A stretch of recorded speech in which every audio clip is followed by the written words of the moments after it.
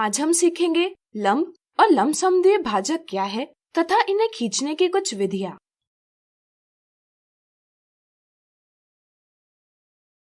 सबसे पहले हम समझेंगे लंब क्या है।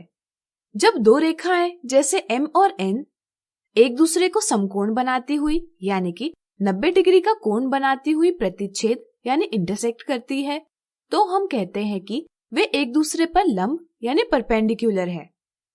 इसे हम इस प्रकार या इस प्रकार दर्शाते हैं।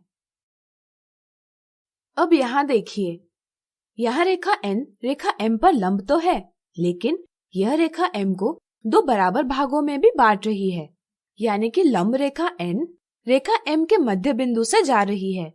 हम कहते हैं कि रेखा N रेखा M का लंब समद्विभाजक है, यानी परपेंडिकुलर बाइसेक्टर है।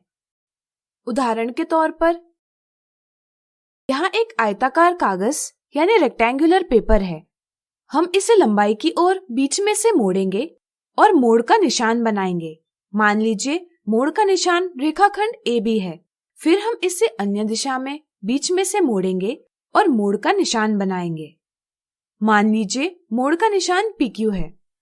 जैसा कि आप देख सकते हैं, दोनों रेखाखंड परस्पर लंब है, साथ ही साथ वे एक दूसरे के मध्य बिंदु से होकर जाते हैं। इसलिए रेखाखंड AB रेखाखंड PQ का लंब समद्विभाजक है।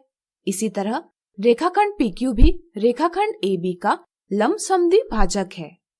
चलिए अब जानते हैं दी हुई रेखा पर स्थित किसी बिंदु से होकर गुजरता लंब खींचने की मजेदार विधियाँ। यहाँ एक कागज है जिस पर एक रेखा M बनाई गई है। हमें इस रेखा पर स्थित बिंदु P से होती हुई लंब रेखा खींचनी है। इसके लिए हम कागज को इस प्रकार मोड़ेंगे कि मोड़ का निशान बिंदु P से होकर जाए और रेखा M का एक भाग दूसरे भाग को ढक ले। अब अगर हम कागज को खोलेंगे तो हमें पता चलेगा कि मोड़ का निशान P से होकर गुजरता है, साथ ही साथ वह रेखा P पर लंब भी है। यानी कि हमने दी रेखा पर स्थित बिंदु से होकर गुजरता हुआ लंब खींच लिया है।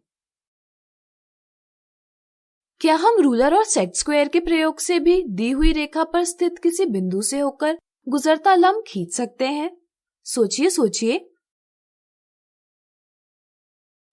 चलिए हम बताते हैं। इसकी विधि निम्न प्रकार है। पहला चरण, मान लीजिए हमें रेखा M दी गई है जिस पर बिंदु P अंकित है। दूसरा चरण, रूलर के किनारे को हम रेखा M के अनुदिश रखेंगे। तीसरा चरण, फिर हम सेट स्क्वायर का समकोण बनाने वाला कोई एक किनारा रूलर के किनारे के अनुदिश रखेंगे। चौथा चरण, अब हम सेट स्क्वायर को रूलर के अनुदिश तब तक सरकाएंगे जब तक कि सेट स्क्वायर का समकोण बनाने वाला कोना बिंदु P पर ना आ जाए। पांचवा चरण, सेट स्क्वायर को इस स्थान पर निश्चित रखकर हम रेखाखंड PQ खींचेंगे।